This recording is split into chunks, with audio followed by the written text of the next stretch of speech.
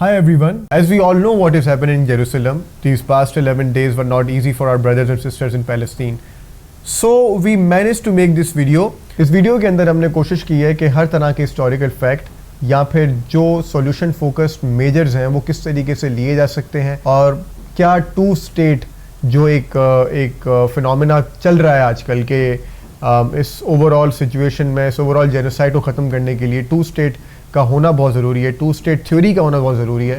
तो to state theory किस तरीके से काम कर सकती है, इन दी एंड इस सब का हल क्या है, we thought to talk about it. So I want you guys to watch the entire video. I know थोड़ी सी बड़ी हो गई है but it is really interesting and really worth it. Also अगर आप चाहते हैं कि इस तरह का और कॉन्टेंट आए, यहाँ पे डिस्कशंस आए, यहाँ पे स्किट्स आए, तो प्लीज़ मेरा यूट्यूब चैनल का नीचे लिंक आ रहा होगा, please subscribe it, bell icon को प्रेस करो। उसके अलावा follow me on Instagram Ali Pirzada X. Please share this video as much as possible because humanity matters. Thank you. Hi Hassan, how are you? I hope you're doing well. So as we talked about this कि काफी कुछ हो चुका है इन 11 दिनों में. It's been a long time and also really difficult time for the entire nation. सिर्फ हमारे लिए नहीं बल्कि पूरी दुनिया के लिए एक कह सकते हैं कि बड़े ब्लैक, कहते हैं ना कि वो ब्लैक डेज गुजरे हैं, ये डार्क डेज गुजरे हैं पिछले 12-15 दिन। अगर हम रिलीजन की बात करें तो सिर्फ उसके हवाले से नहीं बल्कि all over the humanity, like सिर्फ जो ह्यूमैनिटेरियन पर्सपेक्टिव है उस पर भी काफी ज्यादा इश्यूज आ चुके हैं। तो पहले तो हम ये बात करेंगे कि अभी जैसे रिसेंटली अभी न्यूज आई है because it's 20, I guess it's 21st, तो सीज फायर अभी हो चुका है दोनों के बीच में। काफी लोगों को लग रहा है कि दोनों स्टेट्स के बीच में जो सीज फायर हुआ है, इट मीन्स के जो इशू है, जो सिचुएशन है या जो वॉर है वो खत्म हो चुकी है और इजराइल अब बिल्कुल सुधर चुका है, वो कुछ नहीं करने वाला। तो what is your aspect on this current cease fire so called? अभी रिसेंटली सीज फायर जब अनाउंस हुआ उसके बाद दोबारा लोगों ने अलेक्सा पे हमला किया था, आज ही किया शायद, उनकी जो जुम्मे की नमाज पे। तो क्या लगता है कि ये सीज फायर इनको कुछ टेम्परेरी होल्ड कर सकता है या फिर इसका मकसद क्या था जो ये हुआ है रिसेंटली? अच्छा, सीज फायर जो अभी हुआ, ये बस एक तरीका, आप क्या कहना चाहिए, एक लॉलीपॉप थी कि लोगों को बताया गया कि देखिए हमास भी अटैक कर रहा था एक तरफ से और इजराइल भी अटैक कर रहा था, as if they are equating the two powers. They are saying कि दोनों अटैक एक दूसरे से लड़ रही थी, जैसे वर्ल्ड वॉर हो रही है, दो बड़ी बड़ी सुपर पावर्स आपस में लड़ रही हैं, उन दोनों में सीज फायर हो गया। द सीज फायर हैपेंड, एक क्या कहते हैं, एक group of militants and a state. तो यानी फर्क है, बहुत बड़ा फर्क है। तो सीज फायर जो होता है ना, दो इक्वल बॉडी के दरमियान में होता है। तो फर्स्टली तो ये एक सीज फायर नहीं है, लेकिन सीज फायर से पहले भी मेरे ख्याल से कि हम सीज फायर, इस पे हम देखने में आया कि बहुत सारे मुस्लिम या ओवरऑल वर्ल्ड में लोग इस सीज फायर को सेलिब्रेट कर रहे हैं बहुत ज्यादा। ये देखें, सीज फायर हो गया और जो है इजराइल से हम जीत गए, everything is fine now, Laiba can order McDonald's and KFC, कोई मसला नहीं है, आप अपने प्रोडक्ट को कर सकते हो, सब कुछ ठीक हो गया। तो इट्स जस्ट बेसिकली दिखाने के लिए। क्या लगता है, मतलब अगर ये भी हो रहा है तो do you think things are getting into progress या फिर चीजें कुछ बेहतर हो सकती हैं? क्योंकि यहाँ तो ये सकता है कि प्रेशर में आके इजराइल ने ये चीज क्या कहते हैं थोड़ी सी एडवोकेट की। What do you think? इस कॉन्सेप्ट को समझने के लिए कि सीज फायर गलत है या सही है, या इज देयर अ प्रोग्रेस और देयर इजंट अ प्रोग्रेस, इसके लिए पहले हमें पैलेस्टाइन का जो हिस्टोरिकल पर्सपेक्टिव है कि असल में पैलेस्टाइन का इशू है क्या, देखना पड़ेगा। उसके बगैर हमें एग्जैक्टली समझ नहीं आएगा कि यार, यानी if you have a yardstick and you have a goal, तो फिर जब गोल सेट होगा तभी तो आप गोल की तरफ बढ़ रहे हैं, नहीं बढ़ रहे। तो हमें पहले क्लियर करना पड़ेगा कि पैलेस्टाइन के मसला हल क्या होगा, वो हिस्टोरिकल पर्सपेक्टिव क्या है और किस अपने प्रोग्रेस की तरफ बढ़ेंगे। तो मेरे ख्याल से पहले हिस्टोरिकल पर्सपेक्टिव के बारे में बात करते हैं। तो हमें ये पता है कि पैलेस्टाइन एक लैंड था जो कि ऑटोमन एम्पायर का पार्ट था, मिड 1800s के जमाने में, और उस वक्त पैलेस्टाइन वाज रूल्ड और बाकी सारे भी Muslim lands were ruled by the Ottoman empire. और उसके बाद जो है वो वर्ल्ड वॉर वन होती है। वर्ल्ड वॉर वन के बाद सारी स्टेट्स टूट जाती हैं, और जो ब्रिटेन है उसके पास ये हमें पता है कि बहुत सारे ममालिक पे उसने जो है वो कॉलोनाइज किया, including the sub continent, including बहुत सारे ममालिक, and Palestine was one of the lands. अब इस वक्त सिर्फ यूके और ब्रिटेन ने इसको कॉलोनाइज किया है। इसी के साथ साथ 1800s के ज़माने में, अच्छा इससे पहले एक और भी चीज़ कि ज्यूज की एक आइडियोलॉजी है।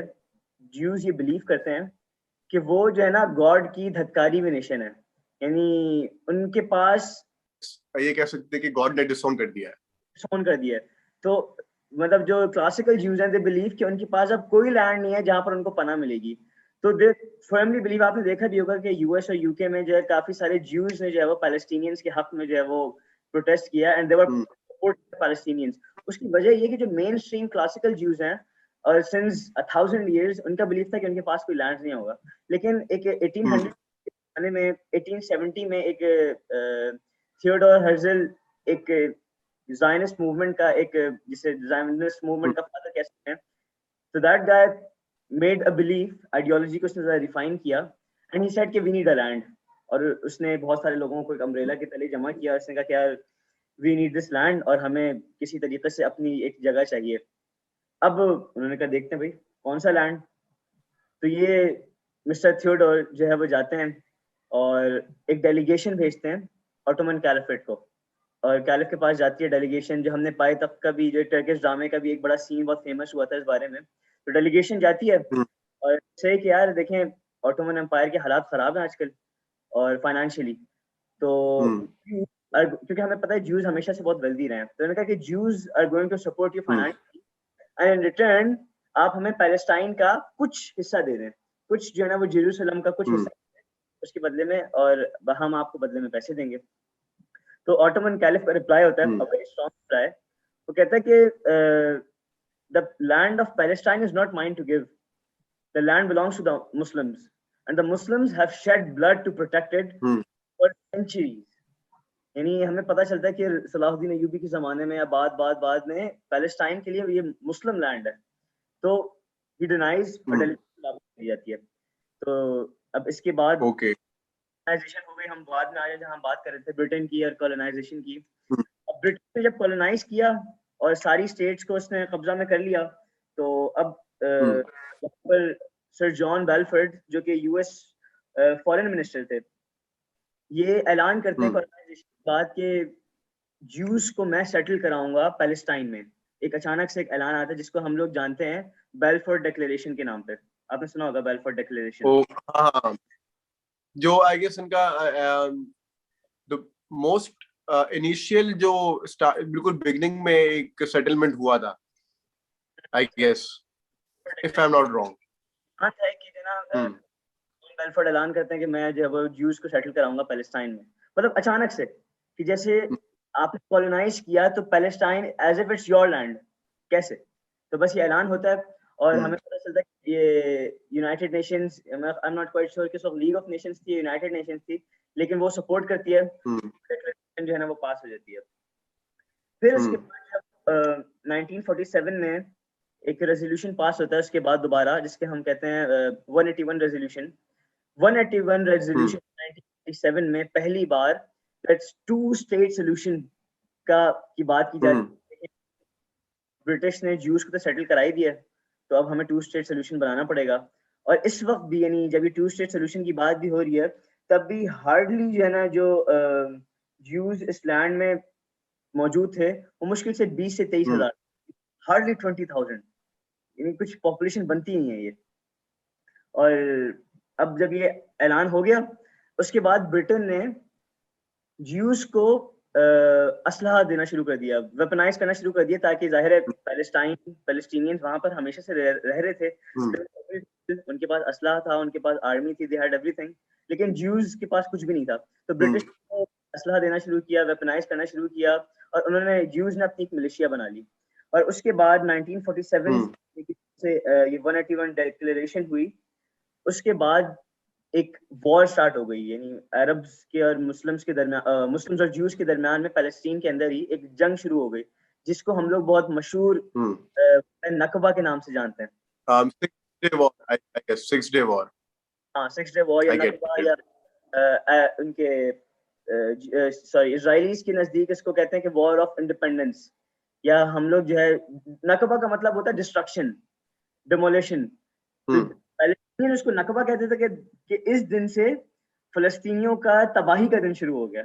एंड ज्यूज क्या कह रहे हैं कि ये हमारा वॉर ऑफ इंडिपेंडेंस है, हम लोग पैलेस्टीनियन से इंडिपेंडेंस, मतलब ये एक सोचने की बात है। हम लोग जब कहते हैं एज पाकिस्तानी, ये उस टाइम पे आई गेस अरब कंट्रीज काफी ज्यादा एक तरह से डोमिनेंट भी थी, और तो फिर ये 6 दिन में कैसे इजराइल पूरी वॉर जीत गया? आई मीन वो तब से वैसे भी वो मतलब शुरू से हमने देखा है कि तादाद में कम रहे हैं, but they were always dominating, even still that they are dominating most of the like entire half of the world right now. So वो तब से उनकी जड़ें मजबूत हो गई थी, या फिर उनको एक फॉरेन सपोर्ट था? आई गेस यहाँ पे मैं एक बहुत बड़े लीडर का नाम लूंगा, King Faisal. I think King Faisal जो थे, उनसे इन लोगों को बहुत खतरा था, जूस को, इजराइल्स को। तो स्टिल उस उनके होने के बावजूद ये वो शुरू से इतने ज्यादा मतलब पावरफुल थे कि दे लाइक 6 दिन में पूरी वॉर खत्म हो गई। मतलब हम तो ऐसा सोच भी नहीं सकते कि 6 दिन में कैसे कॉन्फ्लिक्ट सॉल्व हो सकता है, बट दे वर लाइक कि बस हो गई खत्म। अच्छा, इसमें बिल्कुल ये बहुत ज्यादा इंपॉर्टेंट पॉइंट है, और सबके जहनों में यही सवाल बनता है कि व्हेन वी आर सेइंग कि द सोल्यूशन जो है वो मिलिट्रीज को जाना चाहिए और जो है ना आजाद कराना चाहिए पैलेस्टाइन को, तो ये सवाल आता है कि यार 6 डे वॉर और अरब्स तो 6 दिन में हार गए। सारी Arab nations, including Jordan, including Egypt, including Lebanon, include सारी अरब नेशंस जो है वो मिल के इतनी चुन्नी सी रियासत के ऊपर अटैक करते हैं और 6 दिन में हार जाते हैं। मतलब कैसे होता है यार ये? तो अच्छा, इसमें दिस इज तो यही बात है ना कि मतलब शुरू से इतनी जड़ें मजबूत रखी थी, या फिर ये था कि कोई ऐसी बात हुई कि अरब कंट्रीज ने वो तो नहीं किया कि गिव अप तो नहीं कर दिया किसी किसी वजह से? जैसे कि उस दिन हम लोग बात कर रहे थे कि जब पाकिस्तान की वॉर हुई थी, आई गेस 65 की थी, 65 60, I mean I am really bad with numbers. तो आई गेस कारगिल वॉर जब हुई थी, तो उस टाइम पे भी आई गेस यूएस की ने सेटलमेंट की थी, और they had to like push back, यार अब हमें और नहीं करना, लाइक वो ये कि आगे से उन्होंने गिव अप करने का सोचा था। तो क्या वो सेटलमेंट तो बीच में नहीं आ गई थी उस टाइम पे भी? अरब क्यों हार गए, इसको हम लोग कनेक्ट करते हैं वहीं से, ब्रिटिश से एक पार्ट लेके आते हैं कॉलोनाइजेशन वाला। जब ऑटोमन एम्पायर को खत्म किया गया ना, तो हमें पता है कि जो एलाइज वॉर जीत गए थे, तो उन्होंने अपने रूलर्स कुछ एरियाज को कॉलोनाइज कर लिया, और जब उनको आज़ादी देनी थी तो हर कंट्री पे अपना एक एजेंट रूलर जो है वो बिठा दिया, जो था तो अरब ही नहीं था, लेकिन he was trained and given orders from the West. तो हर ममालिक पे ऐसे रूलर्स बैठे थे। अब हुआ क्या एग्जैक्टली, आप सिचुएशन देखें, मतलब मुझे शायद कभी कभार इतना अफसोस होता है, रोना आता है इस बारे में। देखिए, पब्लिक ओपिनियन, जैसे अभी इमरान खान ने भी एक बात कही थी कि आप लोग जो पब्लिक ओपिनियन को शेप कर रहे हैं, दैट मैटर्स अ लॉट। तो पब्लिक ओपिनियन की चीजों को गवर्न करने में बड़ा एक अहम किरदार अदा करता है। तो इस टाइम पे जब अरब कॉन्फ्लिक्ट या 6 डे वॉर जब शुरू हुआ, तो इस जो मुस्लिम कंट्रीज या अरब कंट्रीज में जो पब्लिक ओपिनियन था वो ये था कि यार हम तो इतने पावरफुल हैं, हम इजराइल को एक दिन में खत्म कर देंगे, और इजराइल से लड़ना तो मुश्किल बात ही नहीं है। And they were very confident about it, and West that public opinion, ये पब्लिक ओपिनियन इसके लिए खतरा था। तो अब वो ये करते हैं कि एक वॉर शुरू कराते हैं, और वॉर शुरू कराते वक्त ऐसा तासुर आता है कि जो ना अरब कंट्रीज आर अटैकिंग और इजराइल पे हमला करते हैं। हालांकि दैट्स नॉट ट्रू। हुआ ये कि आप अगर पॉलिटिकल साइंस या हिस्ट्री में, क्योंकि मैं हिस्ट्री का स्टूडेंट हूँ, तो अब अगर आप इन डेप्थ जाते हैं तो आपको ऐसी आर्काइव्स मिलती हैं कि the military and the army was told कि आपने पीछे हटना है। ये एक कॉन्सेप्ट होता है, इसको यूएस फॉरेन पॉलिसी का पार्ट होता है, इसको कहते हैं क्वालिटेटिव मिलिट्री एज। यानी 2008 में वैसे ये बाकायदा लॉ बना था यूएस, लेकिन ये पहले से प्रैक्टिस होता हुआ आ रहा है। ये लॉ ये कहता है कि कहीं भी इसराइल को जरूरत होगी तो यूएस उसकी मिलिट्रीली या सप्लाईज के मामले में, रिसोर्सेज के मामले में हेल्प करेगा। And why? क्योंकि जो उनके नजदीक उन्होंने एक अपने मिलिशियाज क्रिएट की हुई है कि देखें ईरान में हिजबुल्लाह है और पैलेस्टाइन में हमास और हमारे एनिमी हैं। तो ये हमेशा से यूएस की पॉलिसी है इसराइल को हेल्प करना। तो ये जो हमारे पास, आपने भी अभी एक लफ्ज इस्तेमाल किया था कि इसराइल आधी दुनिया पे हुकूमत करता है, और उनके पास हमारी लास्ट डिस्कशन जो हो रही थी उसमें कहा था कि यार देखें उनके पास मुसाद है and they have a very strong agency और इतने strong allies and roots. This is all hoax. ये पब्लिक ओपिनियन को चेंज करने का एक टूल है। अच्छा, जब मैं आपको ऐसे ही बोलूँ ना, जैसे I give you an example, मैं आपको बोलूँ कि यार देखें हसन जो है ना बहुत आदमी है, स्ट्रॉन्ग आदमी है और ऐसा है और ऐसा ऐसा है, तुम बोलोगे यार जाओ जाओ जाओ यार बातें कर रहे हो। अच्छा, it's just like एक perception क्रिएट किया गया है लोगों के दिमाग में कि मतलब Israel is something really like game की आखिरी बला, वो वाला एक परसेप्शन। अच्छा, ये और ये अभी से नहीं है, मुझे अभी इतना आई मीन स्कूल्स में भी देखा जाए तो जब हम लोग हिस्ट्री पढ़ते थे या फिर नॉर्मली डिस्कशंस होती थी तो वहां पर भी यही हमें सुनने को मिलता था कि सबसे पावरफुल, सबसे चालाक और सबसे कामयाब कौम यहूद है, और ये यहूद और नसारा सबसे कामयाब होते हैं, हर चीज में आगे होते हैं और हमेशा आगे रहेंगे। और इवन अगर फैक्ट्स की भी देखा जाए, जो हम नॉर्मली अगर कोई इंफॉर्मेशन रिसर्च करते हैं, एक्सप्लोर करते हैं, तो इंटरनेट पे भी आदम आबाद यही बात बोलता है कि Mossad is something that is really powerful और बिल्कुल फर्स्ट सेकंड नंबर पे आती है और ये वो। तो यू आर ट्राइंग टू से कि एक सिर्फ परसेप्शन है। If Mossad and Israel was so strong, तो एक इतनी सी हमास जैसी militia they are unable to defeat. इतनी मिलिशियाज को जो अटैक करती हैं वो लोग हार जाते हैं। नहीं, जब ये आप ये 6 डे वॉर की बात कर रहे हैं, तो 6 डे वॉर में ही एक पाकिस्तानी आर्मी का एक बंदा था and he was flying a jet. ये जाता है इजराइल के जेट को मार के आ जाता है। कोई बड़ी बड़ी क्या कहते हैं, बहुत बात नहीं है, कुछ नहीं है, जेट को गिरा दिया। लेकिन हमारे पास ये पर्सपेक्टिव बनाया गया है कि यार देखो आप लड़ ही नहीं सकते हो, इतनी सी रियासत है, इतनी सी, मतलब if I tell you in numbers, तो इतनी वल्नरेबल रियासत है इजराइल की कि एक जगह पर इजराइल का जो ज्योग्राफिकल लैंड लगता है, इतनी वल्नरेबल इनकी स्टेट है कि एक जगह पर इजराइल का जो लैंड है इट्स ओनली 10 किलोमीटर्स, यानी इतनी पतली है उनकी एक स्ट्रिप, और बहुत इतना ज्यादा छोटा सा लैंड है, छोटी स्ट्रिप है उनकी कि एक JF थंडर जो होता है F-16, ये 1 मिनट के अंदर इजराइल की पूरी जो है ना वो स्टेट को क्रॉस कर सकता है।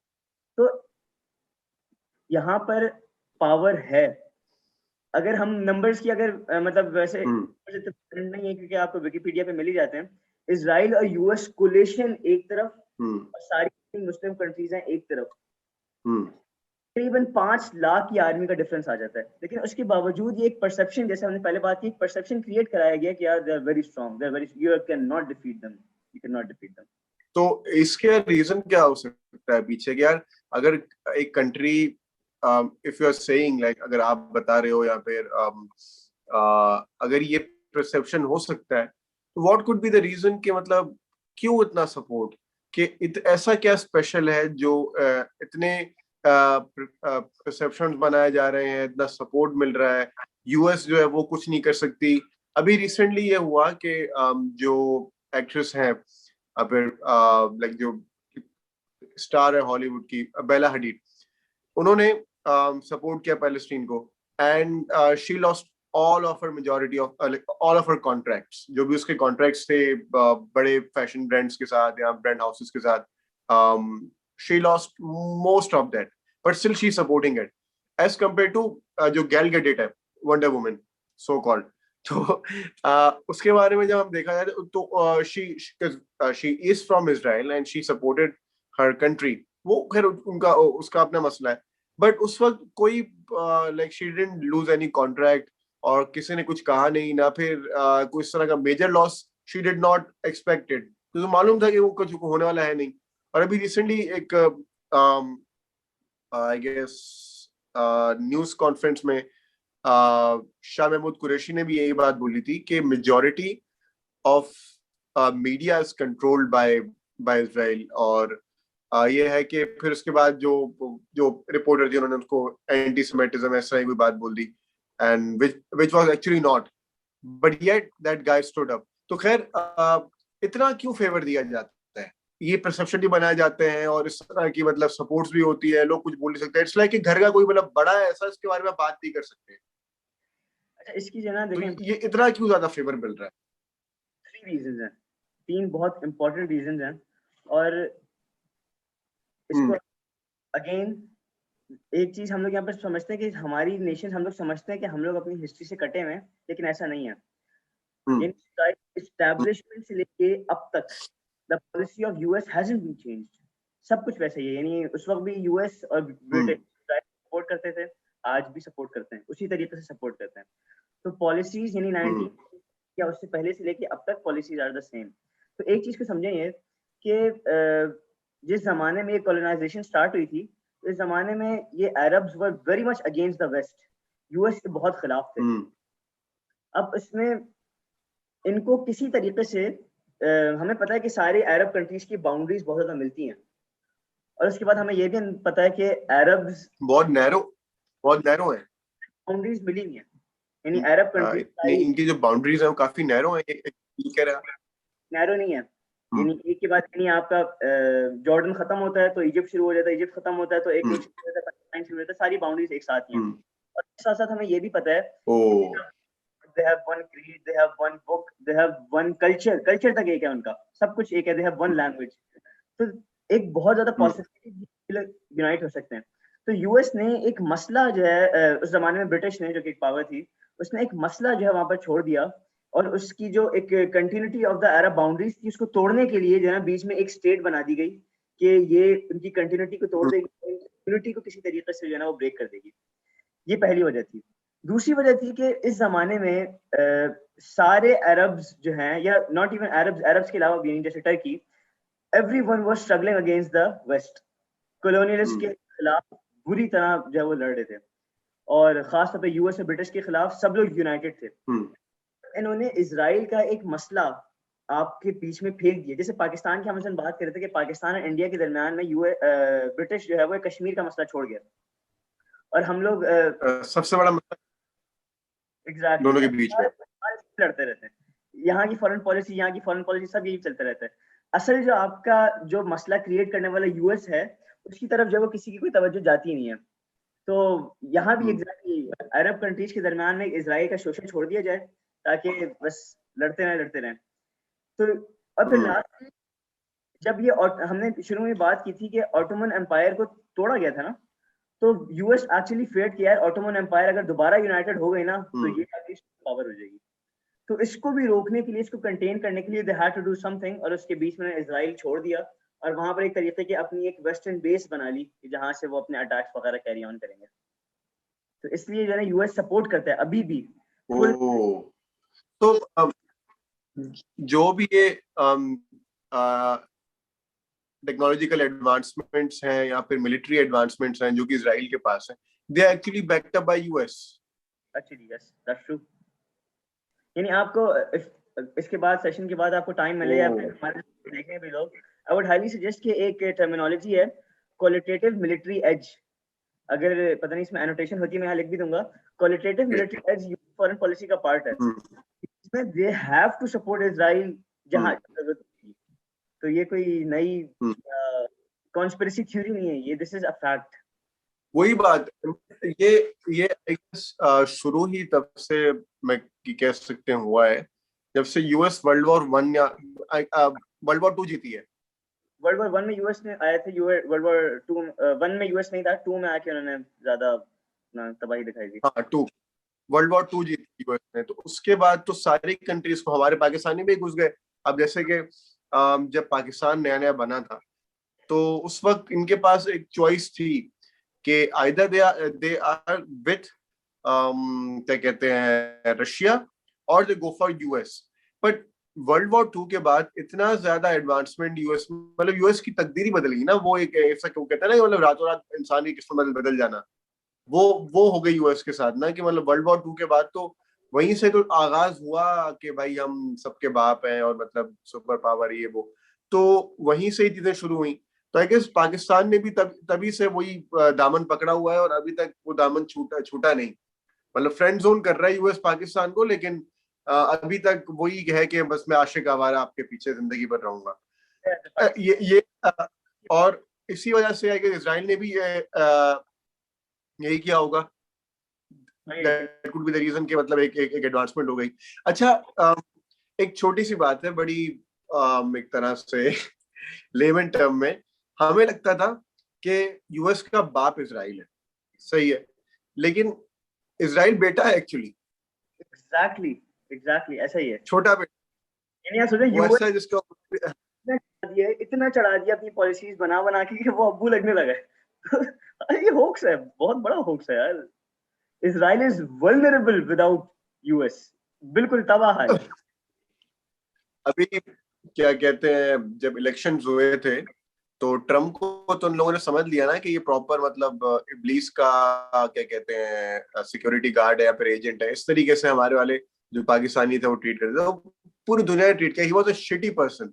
लेकिन ट्रम्प के जाने के बाद जब Biden when Biden won the election, तो सबको ये लगा था कि भाई बस हमारे बैग पैक हो चुके हैं, हम निकलने वाले हैं। अभी आएगी कॉल क्या कहते हैं व्हाइट हाउस से कि गफूर साहब का वीजा लग गया है, अब आ जाओ, आप ह्यूस्टन में आपके घर बने होंगे।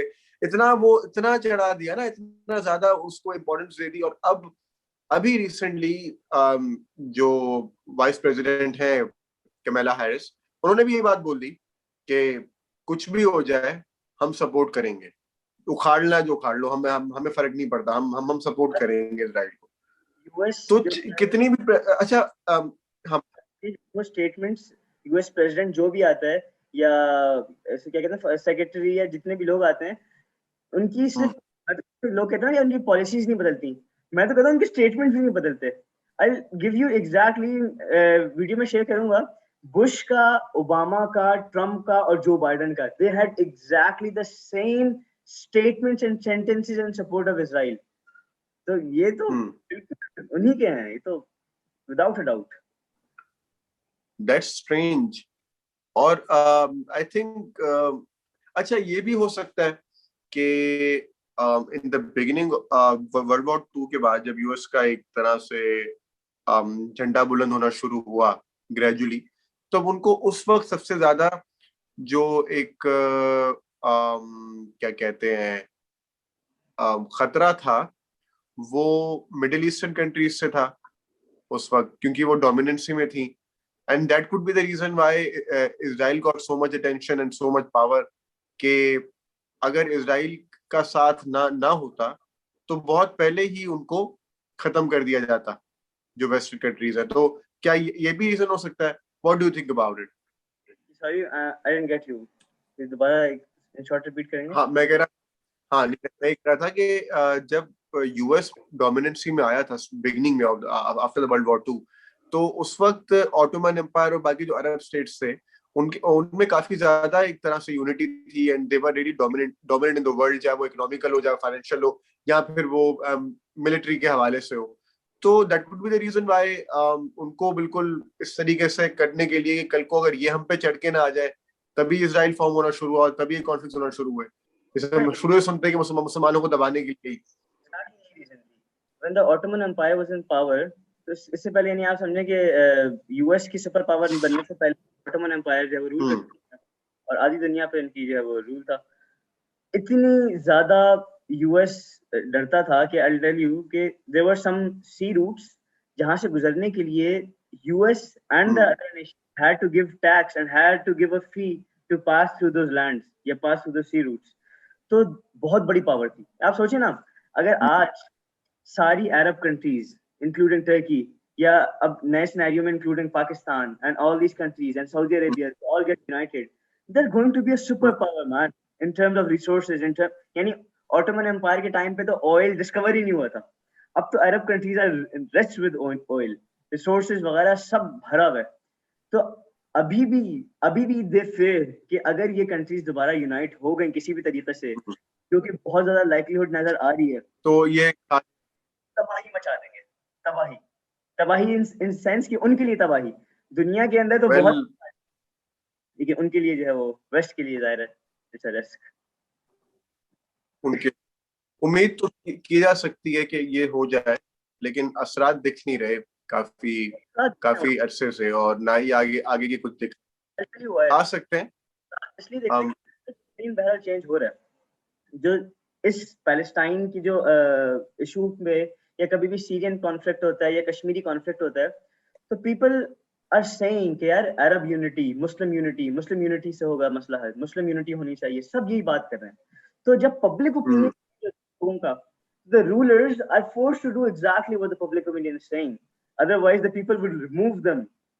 तो इसलिए आहिस्ता आहिस्ता चीजें बढ़ रही हैं, पब्लिक ओपिनियन चेंज हो रहा है। अब वो तो अब बाकी कंट्रीज में डेमोक्रेसी है, हमारे यहाँ तो नहीं फर्क पड़ता कि आवाम क्या बोलती है, जो उनकी मर्जी होती है लोग वही करते हैं। खैर, उस पर हम थोड़ा बाद में आएंगे। अब बहुत कुछ हो चुका है, काफी तबाही भी मच चुकी है, क्या कहते हैं, people have lost their families, their homes, their children, their allies, और एक तरीके से इंसानियत पे ही जुल्म हो रहा है। क्या लगता है आपको कि इसका एंड क्या है, सॉल्यूशन क्या हो सकता है? और ये जो हमें बार बार ये सुनने में टर्म सुनने में आती है कि टू स्टेट सॉल्यूशन, या फिर ये है कि पूरा ही दे दिया जाए, क्योंकि वो तो अब बिल्कुल स्ट्रेट फैक्ट है कि ये कब्जा माफिया है, राइट? तो कब्जा माफिया है ये। तो अब काफी लोगों को ये लगता है कि काफी अरसे नहीं, ये लैंड, अच्छा उनको लगता है कि वो 3,000 साल पहले से ही इनकी मतलब जड़ें यहाँ पे रह चुकी हैं, और they deserve the land. What do you think, two states का क्या सोल्यूशन हो सकता है, और इसका सोल्यूशन क्या है overall situation? Two state solution को ना I like to explain with an example, कि ताकि हम लोग ना जनरली लोग रिलेट नहीं कर पाते कि यार तो दे दो आधा लैंड। ओके, मिसाल लेते हैं कि अली भाई आपके घर में एक बंदा है अपनी फैमिली के साथ, एकदम से घर का दरवाजा तोड़ के दाखिल हो जाए और बोले, आप एकदम से नेगोशिएट करना शुरू कर दे कि भाई ड्राइंग रूम तुम्हारा, एक बेडरूम तुम्हारा, बाकी लाउंज मेरा, डाइनिंग हॉल मेरा, 3 वॉशरूम्स मेरे, और ये भी तुम ले सकते हो, लेकिन ये वाली जो है ड्राइंग रूम मैं लूंगा, ये वाला बरामदा तुम्हारा, आगे वाला बरामदा मेरा। आपका जवाब होगा, भाई who the hell are you, is my home, I live in it. Who the hell are you, obviously कर लो कि मैं ड्राइंग रूम लूंगा, लाउंज लूंगा, अबे तुझे बाहर जाना है, तुम्हें अब जाना है कहीं और जाओ, ये मेरा घर है। आप उसकी ये उससे नेगोशिएट करने नहीं बैठोगे, ठीक है यार अब तुम आ गए हो तो ठीक है बात करते हैं, देखो तुम 2 ड्राइंग रूम नहीं लेना, तुम 2 बेडरूम नहीं लेना, एक बेडरूम ले लो और एक ड्राइंग रूम ले लो। बोलो नो यार, पॉसिबल ही नहीं है। तो एग्जैक्टली टू स्टेट सोल्यूशन हमने जब हिस्टोरिकल पर्सपेक्टिव बात की कि यानी कब्जा माफिया है, आपने जो लिखा कब्जा माफिया है, इन्होंने आके पैलेस्टाइन पे कब्जा किया है, उन्होंने आके, तो why the hell two state solution is a solution? किस मुंह से हम लोग बात करते हैं? यानी कि अभी इस वक्त जो लोग 1967 में जो बाउंड्रीज तय हुई थी ना टू स्टेट सोल्यूशन की बुनियादों पे, उन बाउंड्रीज पे जो है ना हमें आधा लैंड पैलेस्टीनियंस को, आधा जो है लैंड जो है वो ज्यूज को दे देना चाहिए। अब I tell you two state solution जो 1967 में तय हुआ था वो क्या था कि 78% of the land should belong to the Jews, जो कि एक माइनॉरिटी है, and of the land is going to belong to Palestinians. यानी किसी भी लिहाज से मेजोरिटी है। वैसे तो मैं तो आपसे कह रहा हूँ कि ये तो बात ही नहीं बनती है ना, ये बात ही नहीं बनती है। असल में होता पता है क्या है, हमारे रूलर्स या खास तौर पे अरब रूलर्स एक चीज को ना, जैसे एक एग्जांपल देता हूँ, हमारे पास अगर आपको पिछले थोड़े दिनों में जो है ना, पिछले 1-8 साल में पेट्रोल की कीमतें बढ़ना शुरू होती है ना, तो एक दिन नोटिफिकेशन आता है कि पेट्रोल की कीमत 15 रुपए जो है ना वो महंगा होने वाला है पेट्रोल, और फिर उसके बाद अगले पता चलता है कि यार 15 रुपए महंगा नहीं हुआ है, सिर्फ 3 रुपए महंगा हुआ है। ये 4 रुपए महंगा हुआ, तो हम 3 कहते रुपए हैं में, हाँ वही, 4 रुपए महंगा सही है। सही, अबे भाई 3 रुपए शुक्र है महंगा, महंगा हो गया, मतलब लग गई है पर इतनी नहीं लगी। तो हमारे हाँ, लाइक सूजी है पर दर्द नहीं हो रहा अभी, एग्जैक्टली हमारे रूलर्स भी यही करते हैं वही वही मसला है। कि भाई वो तो हम्म, पूरा लैंड लेने आ रहे हैं, हमने तो उनको राजी कर लिया कि थोड़ा सा हमें दे दो। यार पूरा लैंड हमारा ही है, पूरी जमीन हमारी है, पूरी जमीन मुस्लिम्स की है, तो हाउ आर यू सजेस्टिंग कि टू स्टेट सोल्यूशन एक सोल्यूशन है? एक here I would like to quote ये भी हो एक have you heard about Malcolm X? Yes, हाँ, तो Malcolm X was a Muslim revolutionary leader in US. Malcolm X का एक बड़ा जबरदस्त कोट है, मैं अभी स्क्रॉल कर रहा था तो मुझे नजर आया। Malcolm X कहता है, if you stick a knife in my back 9 inches and pull it out 6 inches, there is no progress. If you pull it out all the way, that's not progress. Progress is healing the wound that the blow made, and they haven't even pulled out the knife out, much less than the wound. They won't even admit the knife is there. यानी कि हर to state solution, यानी आप, यानी एक आसान अल्फाज में अगर इस फ्रेज को मैं समझाऊं कि आपने मेरे जिस्म में खंजर घुसेड़ दिया है 12 इंच और आप कह रहे हैं मैं 6 इंच निकाल लूंगा तो ये विक्ट्री है। नहीं भाई, ये विक्ट्री नहीं है। विक्ट्री तब आएगी कि जो खंजर तुमने निकाला वो पूरा निकाला, ये जख्म ठीक हुआ, और जख्म ठीक होने के बाद तुम मुझसे सॉरी करोगे मेरे जो है वो खंजर मारा है। उस वक्त तक जो है वो कोई विक्ट्री नहीं है, उस वक्त तक कोई सोल्यूशन नहीं है। तो जब तक ये ऑक्यूपेशन खत्म नहीं होगी, जब तक इजराइल अपनी फोर्सेस, इन यूएस को बहुत शौक हो रहा है तो जाके वर्जीनिया में जाके वॉशिंगटन में ठहरा लो भाई, ये लैंड हमारा है। बहुत शौक हो रहा है उनकी मदद करने का, वहां पर ठहरा लो। हमें नहीं, हमने उनको कहा था कि ठीक है, if you want to come as refugees. अच्छा, ये ये भी कह सकता है कि सिर्फ लैंड का इंटरेस्ट नहीं है, क्योंकि it's just a piece of land. वो बेसिकली उनका एक, जो मैंने आपसे अभी बात की थी, कि उनका पूरा एक मोटिव है against the Muslim countries, against the middle eastern या अरबिक कंट्रीज। तो it's not about the land, I guess it's basically about the middle east, the dominancy of Arabs, कि उसको तोड़ना है। मुस्लिम्स की जो डोमिनेंसी है कि कल कोई दोबारा मतलब ना खड़े हो जाए, दोबारा ना हमारे पीछे, हम हमारे खिलाफ हो जाए, या फिर हमारे उस क्या कहते हैं, उस शेल से बाहर निकल जाए जहाँ में उसको दबा रहे हैं। You're right. मतलब to an extent yes, it's about land, लेकिन it's not only about land. या लेकिन उसके साथ साथ it's not about और भी कोई reason, it's about religion. I tell you what, मतलब straightforward, it's about religion. क्यों? एक जब हमने पहले बात की, आइडियोलॉजी एकदम से जो है ना वो चेंज हो गई थी, उसकी एक वजह थी कि द ज्यूज क्लेम एक अपनी मेरे ख्याल से बाइबल या गॉस्पेल जो भी उनकी बुक होती है, होली बुक, उसकी एक वर्स है, उसको वो लोग इसकी रीजन बताते हैं। And I read that verse to you कि ये जेनेसिस की वर्स है कि God first made the promise to Abraham.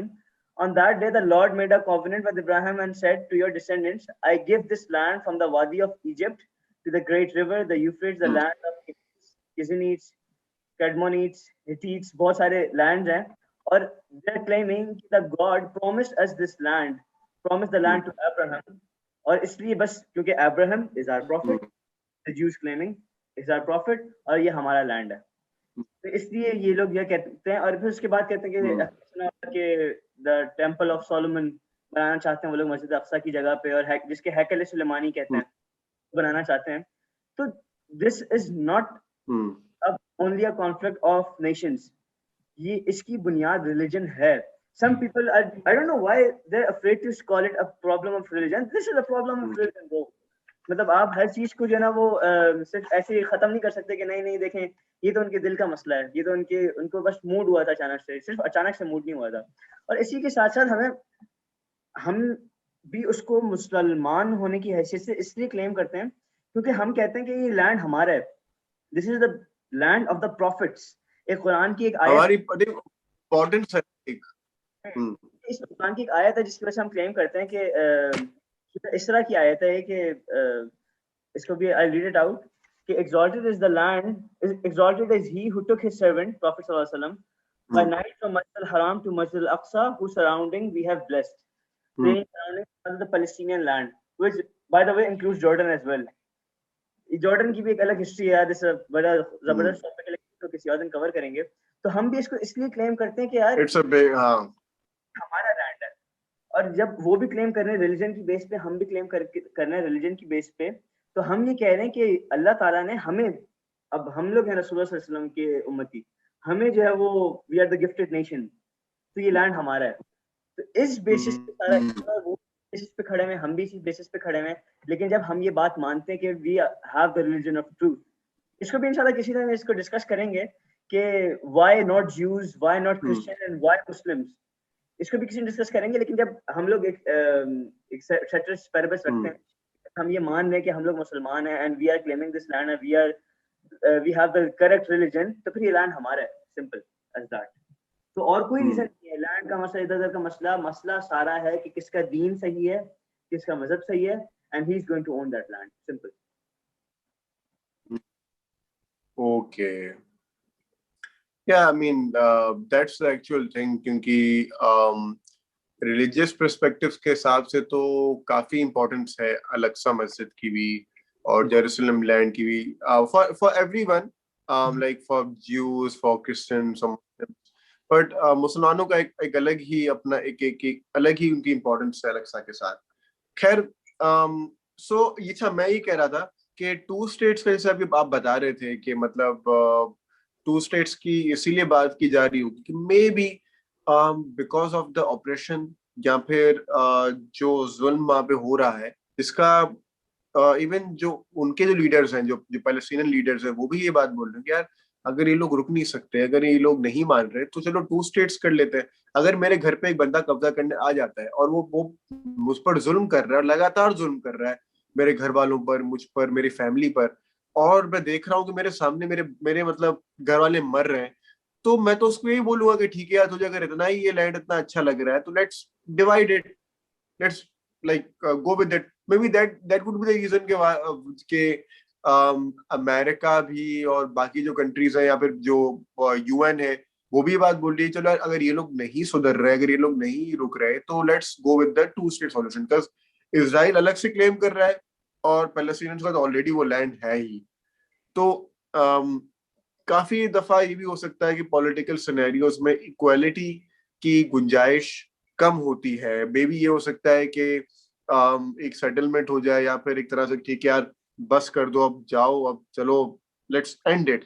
क्योंकि वो तो यही चाह रहे हैं। वॉर में जो बच्चा, जो एक बेगुनाह बच्चा मर रहा है, या फिर उनकी जो फैमिलीज मर रही है, जो बेटियां मर रही हैं, जो माएँ मर रही हैं, उनका तो वॉर से कोई लेना देना है ही नहीं। पैलेस्टीनियंस के पास तो ना कोई मिलिट्री सिस्टम है इतना बड़ा। वो तो जो हमास है जो उनको सपोर्ट कर रहा है, जो एक ग्रुप है जो उनको एक तरह से उनके पीछे खड़ा हुआ है। लेकिन उसके अलावा ऑफिशियली तो पैलेस्टीनियंस के पास कोई मिलिट्री है ही नहीं, ना ही कोई सपोर्ट है, ना ही वो इकोनॉमिकली इतने स्ट्रांग है। तो इस सिचुएशन में जो कमजोर होता है वो तो हमेशा ही मतलब क्या कहते हैं, हार मानता है या फिर सेटलमेंट करने की कोशिश करता है, कॉम्प्रोमाइज करता है। लेकिन क्या लगता है कि हो सकता है देखें, ये जो टू स्टेट सॉल्यूशन है, ये जो एंड मैंने अभी पीछे एस्टैब्लिश किया था कि Israel is vulnerable, Israel is not powerful, Israel is not powerful at all. तो हम ये कैसे कह रहे हैं कि वो बुली बन के रह रहे हैं वहां पर? हम ये कैसे कह रहे हैं कि यूएन को लग रहा है कि वो लोग नहीं जाएंगे तो चलो कुछ ना कुछ थोड़ा बहुत देके मसला हल कर दो? यार इट्स अ वल्नरेबल स्टेट। हम टू स्टेट सोल्यूशन किसने प्रेजेंट किया था? टू स्टेट सोल्यूशन यूएन ने और जॉन बेलफोर्ड ने, इन्हीं लोगों ने प्रेजेंट किया था ना। They presented the ones who are supporting oppression, the ones who are supporting the Israeli state, they suggested the two-state solution. To-state solution जैसे आपने एग्जांपल दी थी कि यार मेरे भाई को, मेरे बाप, मेरी बहनों को मार रहे हैं, तो मैंने ये सजेस्ट किया कि यार थोड़ा सा जो ना आसरा कर लो, थोड़ा सा लैंड ले लो। ये अगर ये सोल्यूशन मुस्लिम्स की तरफ से आया होता तब ये बात समझ में आती, तब ये बात आप कहें कि यार ठीक है मुस्लिम्स ही शायद जो ना परेशान हो गए। नहीं, ऐसा नहीं है। This solution came from the west, this solution does not belongs to us and it was, यानी हमारे हलक में उतारा तुम नहीं नहीं नहीं नहीं, तुम्हें खुला नहीं मिलेगा, तुम्हें लेना पड़ेगा। एंड मुस्लिम रूलर्स को ये पकड़ाया गया कि नहीं, you have to take it, if you even don't want it you have to take it. तो ये हमारा सोल्यूशन है ही नहीं। और फिर उसके बाद भी हमें पता है कि कल को नहीं नहीं, आप कंटिन्यू करें। नहीं, बस मैं सीधा एंड कर दूं कि टू स्टेट सोल्यूशन किसी भी तरीके से कहीं भी हो के जो है ना, और फिर बहरहाल एक और बात मैं आखिर में इसी टू स्टेट सोल्यूशन को, बस इसको इंशाल्लाह एंड करके सोल्यूशन की तरफ आते हैं कि even if on a certain day Palestinians claim कि यार दे दो लैंड, आधा दे दो या पूरा दे दो, जैसा भी है, हमें नहीं दिया, छोड़ दो, ये दो ना, बंदा फ्रस्ट्रेट होके कहता है यार छोड़ दो। वैसे नहीं कहते पैलेस्टीनियंस, लेकिन एक हाइपोथेटिकल सिचुएशन बनाते हैं, कहते हैं कि यार दे दो। even then the land does not belongs to Palestinians, the land belongs to the Muslims, the land belongs to the Muslims, or Muslims would never allow an external power to occupy that land. तो किसी भी तरीके से, यानी आप उसको कहीं से Exactly. इधर से घुमा लें, उधर से घुमा लें, रूलर्स को कन्विंस कर लें, पब्लिक ओपिनियन चेंज कर लें, वहां से यूएस यूनाइटेड नेशंस की कोई बात ले आए, whatever, the land belongs to Muslims, और इसका हल यही है कि it is given back to the Muslims, and in this case Palestinians. That's what I was thinking कि in the end तो लैंड उन्हीं का ही है। तो अगर कल को टू स्टेट्स की बात होती है तो फिर भी काफी ऐसे लोग होंगे जो जिनके वहां पे मतलब प्रॉपर घर बने हुए हैं, प्रॉपर उनकी क्या कहते हैं जड़ें हैं, उनकी पूरी फैमिलीज है, उनके फैमिली रूट्स है। तो अगर वो टू स्टेट्स की बात भी बीच में होती है तो उससे होगा कि majority of Palestinians will also क्या कहते हैं lose their land as well, क्योंकि दोनों तरफ से तो नुकसान उन्हीं का ही है, चाहे टू स्टेट्स आए या ना आए। तो अभी ये बताइए कि जैसे अभी all of in this whole situation, या फिर जो पूरा एक कैटास्ट्रोफी लगी हुई थी पूरे दुनिया में, और जो एक तरह से हॉलोकॉस्ट ही है इनके ऊपर, ऑपरेशन नहीं है, कॉन्फ्लिक्ट तो है नहीं, जो लोग बार बार इस बारे में बात कर रहे हैं। काफी लोग बोल रहे हैं आपको, मेजॉरिटी जो मतलब जो वेस्टर्न सपोर्टिव कंट्रीज हैं या फिर जो वेस्टर्न एलाइज है, वो यही बात कर रहे हैं कॉन्फ्लिक्ट है और ये हमास की भी गलतियां ही है वो है, बट खैर दैट इज ऑल बुलशिट। लेकिन पाकिस्तान ने काफी इंटरेस्ट दिखाया है अभी रिसेंटली, और लगातार इस पूरे 3-4 दिनों में कंटिन्यूस प्रोटेस्ट भी हुआ है। आई गेस कल परसों भी है, 2 दिन प्रोटेस्ट अभी और होने वाले। तो जब पाकिस्तान इतना सपोर्ट कर रहा है और मतलब इतना ज्यादा एक आपके पूरी जो आपके मुसलमान भाई बहन हैं, जो पाकिस्तान के लोग हैं, इतना सपोर्टिव है, इतना ज्यादा इसके खिलाफ बात कर रहे हैं, तो why don't we intervene in this situation? हम क्यों नहीं इस चीज के बीच में आ रहे हैं, पर हम क्यों नहीं आगे पुश कर रहे हैं बाकी कंट्रीज को, या फिर खुद जाके ही क्या कहते हैं इजराइल के खिलाफ हो जाए, या फिर एक हमला बोल दें, जो कि क्योंकि हमारे पास तो नंबर 1 आर्मी है। अच्छा, इसमें ये कि ये पब्लिक ओपिनियन सिर्फ पाकिस्तान में नहीं है, हर जगह।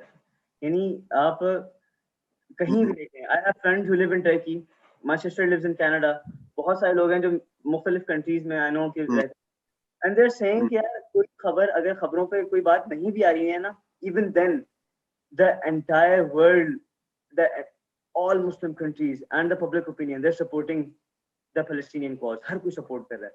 तो ऐसी बात नहीं है कि सिर्फ पाकिस्तानी ये सपोर्ट कर रहे हैं, सब सपोर्ट कर रहे हैं। तो ऑब्वियस सी बात है ना कि जहाँ ह्यूमैनिटी है वहां तो सपोर्ट करेंगे लोग।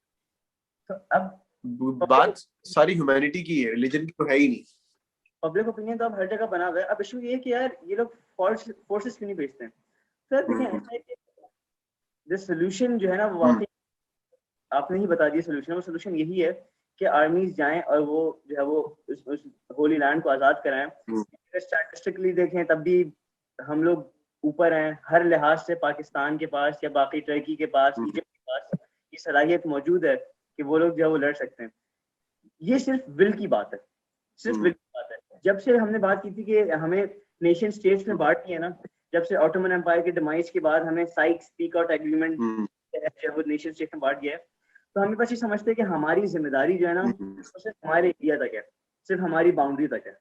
हालांकि यार यहाँ पर तो इतना होता है कि यार कश्मीर को अगर आप क्लेम कर रहे हैं कि हमारी बाउंड्री का हिस्सा है, तो then go and liberate Kashmir at least. आप वो भी नहीं कर रहे। तो ये सिर्फ विल की बात है और सिर्फ आजाद होने की बातें नहीं कहते ना लोग कि यार हम आजाद होके भी आजाद नहीं है, हम आजाद होने के बावजूद ब्रिटिश से हैं। तो किसी हद तक शायद यही बात है। कि हमारे जो रूलर्स हैं वो रूलर्स अरब रूलर्स की तरह वो in certain instances specially in their foreign policy they take the orders from the US, तो इसलिए यूएस उनको इजाजत नहीं दे रहा। आश्चर्य है ना। वही ना, पूरा डिपेंडेंसी इतनी हो गई है स्ट्रॉन्ग, आईएमएफ के कर्जे हैं, इधर उधर चीजें हैं। पता है कि अगर इंटरवीन कर भी लेंगे तो होगा क्या कि हमारे नुकसान है, हमारे जो अभी अब और जो आगे हमारे प्लान्स है कर्जे और लेने के, क्योंकि पाकिस्तान का तो हमेशा से ही रहा है कि या तो कर्जा चुकाया है, वो फिर कहीं और से वो कर्जा लिया, फिर वही चुकाया, फिर लिया, तो लिए चुकाने में पूरी जिंदगी गुजरी पाकिस्तानी होगी। तो इस चक्कर में इसी वजह से, लेकिन ये है कि एज वी ऑल नो कि पाकिस्तान की काफी जो जो हमारे कंट्री में एग्जैक्टली कुछ ऑर्डर्स या फिर कुछ डिसीशंस हायर अथॉरिटी से भी ज्यादा कुछ अथॉरिटीज हैं जो लेती हैं। I will not name them, खैर। तो वो भी चाहे तो उनके पास से पूरा कंट्रोल है, और as claiming be like as Muslims, you have that empathy for like brothers and sisters.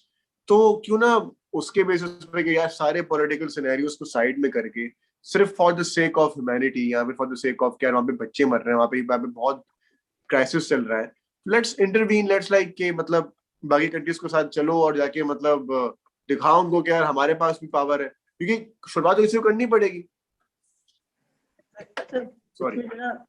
Even the army knows, and the people in the army, even on the high ranks, they see कि यार ये हम लोग सलाहियत रखते हैं। तो I remember कि एक मैं खबर पढ़ रहा था कि कोई आर्मी में जनरल जुबैर ने एक कहा था कि हम लोग इजराइल को 12 मिनट में खत्म करने की सलाहियत रखते हैं एज पाकिस्तानी आर्मी। तो that's true, Pakistani army has the capability. हाँ भाई, बहुत कुछ है। और मतलब अगर किसी को नंबर्स चाहिए तो नंबर्स पाकिस्तानी आर्मी के कुछ है। Go and search the numbers and compare Israel and Pakistan. Pakistan has यानी absolute power हर लिहाज से। बस ये मतलब ये मेरे लिए भी एक खुद सवाल है कि क्यों नहीं निकलते हर तरीके से। they have this responsibility as Muslims, as Muslim army, as Pakistani army, as the ones who are the actually the torch bearers of the Muslim Ummah. Still वो नहीं चाहते, नहीं जाते ह्यूमैनिटी के लिए, इंसानियत के लिए, किसी भी वजह से। पावर भी है, सब कुछ है। अभी एक बस विल पावर की बात है कि क्यों नहीं निकलते हैं। और व्हाट कैन वी से, हालांकि सोल्यूशन यही है, इन द एंड सोल्यूशन यही है। इफ नॉट पाकिस्तानी आर्मी तो टर्किश आर्मी सॉल्यूशन।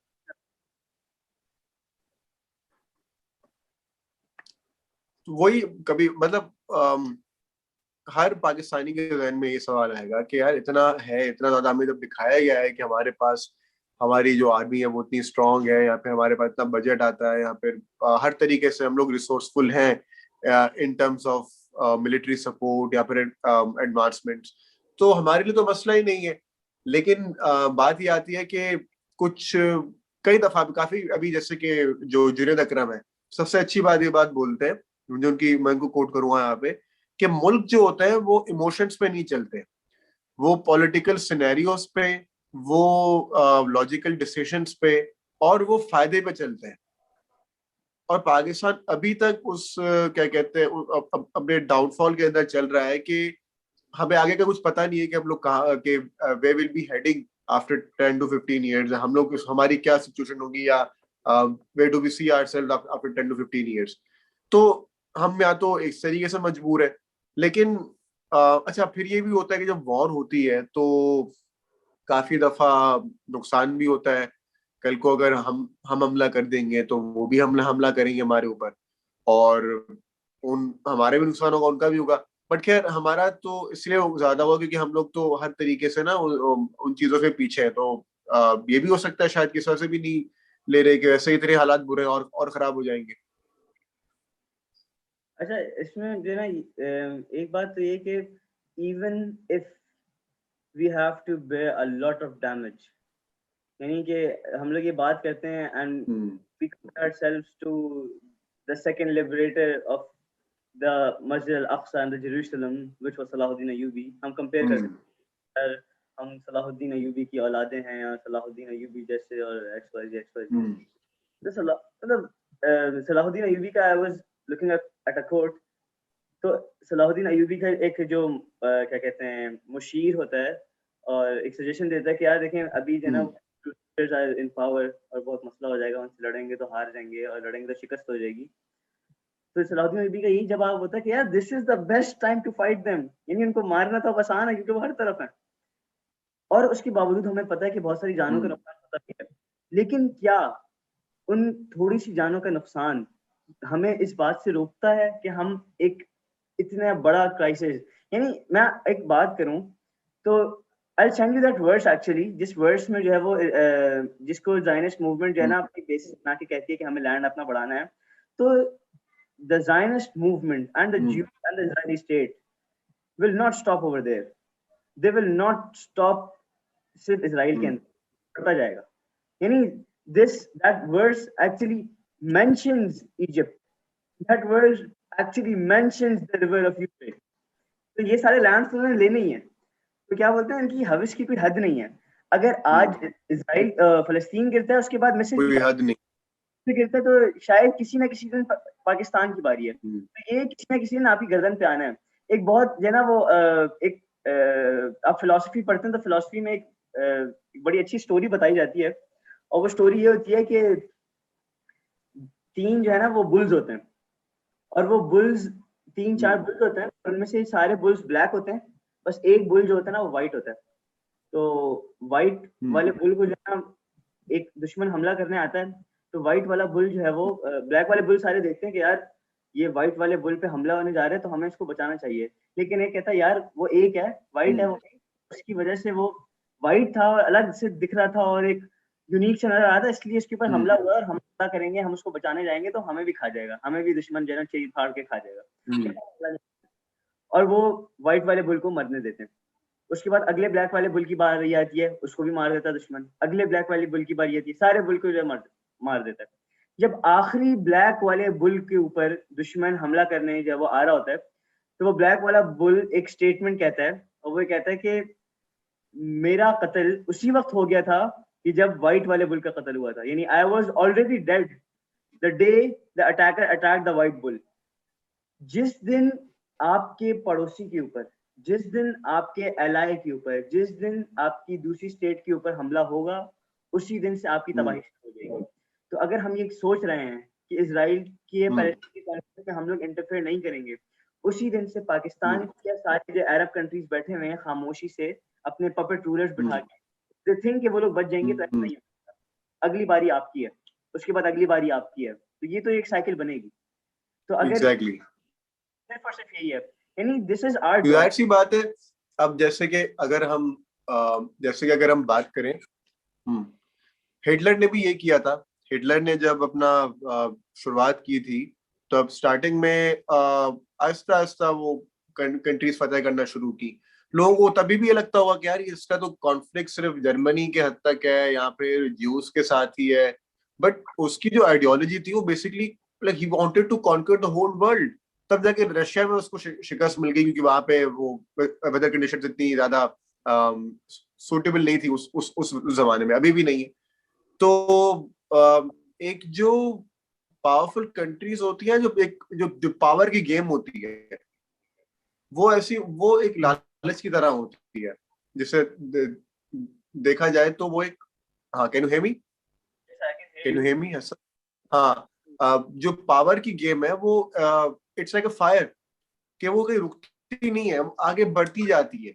इंसान जो होगा ना वो कभी भी मतलब सेटिस्फाई नहीं होगा। उसको ये होगा कि यार आज मैंने ये कर लिया तो कल को मुझे ये भी करना है, ये भी करना है। आज मुझे मतलब हर इंसान यहाँ पे खुदा बनना चाहता है और हर मुल्क यहाँ पे, हर मुल्क की यही आइडियोलॉजी कि सब कुछ मेरे कंट्रोल में हो, सब कुछ हमारे हाथ में हो, ये इतना पैसा हमारे पास आ रहा हो, ये इतनी पावर हमारे पास हो, हम लोग हों बस, हम बस काबिज हो पूरी दुनिया पे। तो ये तो है, पावर की गेम तो फैलती है इस तरीके से। तो अगर अभी एक्शन नहीं लिया जाएगा तो मतलब आपको लगता है कि बाद में हमारी बारी है? सबकी बारी है।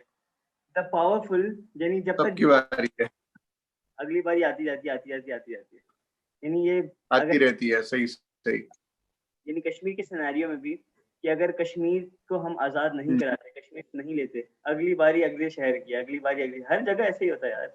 आप वर्ल्ड हिस्ट्री पढ़ने बैठेंगे तो आपको लगेगा कि बस जो पावरफुल होता है वो तो नशे में चलता है, जैसा आपने भी कहा, उसको तो अपनी हार्मनी बनानी है, वो तो लेता जाएगा। ये आपके ऊपर है कि आप कब एक्शन लेते हैं। इफ यू अब टेक कैसे उसको tackle करते हैं। आप जितनी अर्ली जो है वो एक्शन लेंगे, उतने आपके पास दोस्त होंगे, उतने आपके पास सपोर्टर होंगे। जब आखिर में आप अकेले बचेंगे, when you have no supporters, you have no allies, you have no armies, तो उसके बाद आप बैठे रहे अकेले पे लड़ते ना। अभी आपके पास मौका है, अभी you can ally with the Arabs, you can ally with other Muslim countries including Turkey। Turkey के साथ पाकिस्तान के relations are on its peak, जबरदस्त रिलेशंस है। टेक एक्शन यार। वो तो भाई मियां बीवी बने हुए टर्की और पाकिस्तान, मरी बन गया इस्तांबुल, मरी की तरह जा रहे हैं लोग। हाँ यार माल रोड पर बना दिया तकसीम स्क्वायर को, सबका ये सीन चल रहा है वहां पे। अभी तो आई गेस ट्रेन का भी बीच में एक इनिशिएटिव लिया था लोगों ने कि बाय ट्रेन लोग जाएंगे इस्तांबुल, अभी उस पर काम चल रहा है। खैर अच्छी बात है ना यार कि बाकी कंट्रीज के साथ कुछ तो अच्छा हो रहा है फॉर पाकिस्तान से, मतलब बाकी कंट्रीज के साथ एक अच्छे ताल्लुकात बन रहे हैं। बस ये है कि पूरी तरीके से सिंक ना हो जाए कि कल को पाकिस्तान अपना कल्चर छोड़ के वही टर्किश कल्चर, जो कि खैर उस पर किसी और दिन बात करेंगे। खैर तो I think we should call it an end, और काफी अच्छा सेशन रहा, इंटरेस्टिंग बातें हुई, और सबसे बड़ी बात ये था कि it was really solution focused. तो आई होप कि जो लोग हमें देख रहे हैं वो भी बात समझें कि इसका सॉल्यूशन सिर्फ यही है कि हमें यूनाइट होना पड़ेगा, और बस इंतजार करना पड़ेगा कि कब हमारे लोगों को, कि हमारे जो हुक्मरान है, जो हमारे हायर अथॉरिटीज है, उनको इस चीज का एहसास हो, and they just like intervene. अगर हम लोग उनका साथ नहीं देंगे तो कोई और बिल्कुल नहीं देने वाला। On this note, let's call it an end. Thank you so much, Hassan bhai. Means a lot. And inshallah, we will do more discussions on different topics in different like scenarios. Take care. Allah Hafiz.